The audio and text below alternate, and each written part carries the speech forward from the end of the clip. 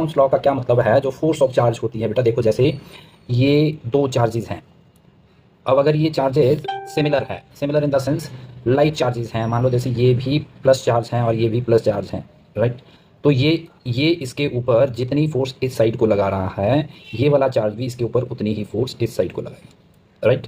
या मान लो ये चार्जेस जो हैं नेगेटिव पॉजिटिव है, डाइपोल्स हैं, ठीक है। तो अब तो ये इस कंडीशन में अट्रैक्टिव फोर्स लगाएंगे ऐसे, ये इसको अपनी तरफ अट्रैक्ट करेगा ऐसे, और ये इसको अपनी तरफ अट्रैक्ट करेगा, और सेंटर में जो फोर्स लगती है एम्बैलेंसिंग फोर्स, उसको हम जीरो बोलते हैं। और हमेशा ध्यान रहे इसके बीच के डिस्टेंस को आर से डिनोट किया जाता है, आर से, राइट। ठीक है जी। ये कहने का मतलब क्या है कि जो ये फोर्स है डायरेक्टली प्रोपोर्शनल का क्या मतलब है, इनके बीच में ये मैंने वेक्टर इसलिए लगाया है कि इसकी वेक्टर फॉर्म होती है। जो फोर्स होती है बेटा दो चार्जेस के बीच में, वो कैसी होती है, Q1 Q2।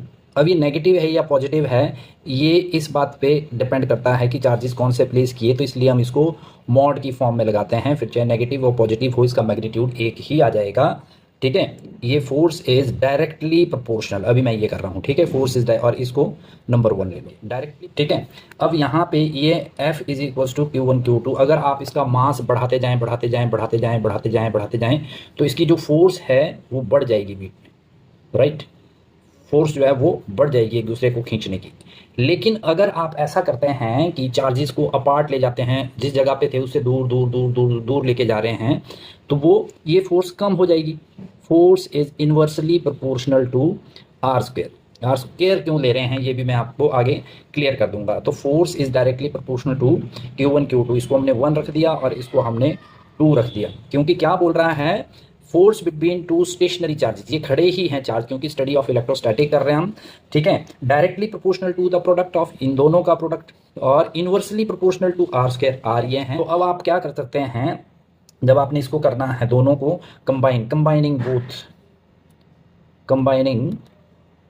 1 एंड 2 इक्वेशंस को, इसको एप्लीकेशंस को कंबाइन करो, तो F is directly proportional to Q1 Q2 where is inversely proportional to r square. अब ये देखो वैल्यू ऑफ K कितनी होती है, 1/4 पाई एप्सिलॉन नॉट। मैं आपको ये भी बताता हूँ क्या होता है इसकी। अगर न्यूमेरिकल वैल्यू हम देखेंगे 9 × 10⁻⁹ 9 × 10⁻⁹ न्यूटन मीटर स्क्वायर। K की वैल्यू कितनी हो जाएगी बेटा, ये देखो 1/4 पाई एप्सिलॉन नॉट के, तो sorry Q1 Q2 upon r square.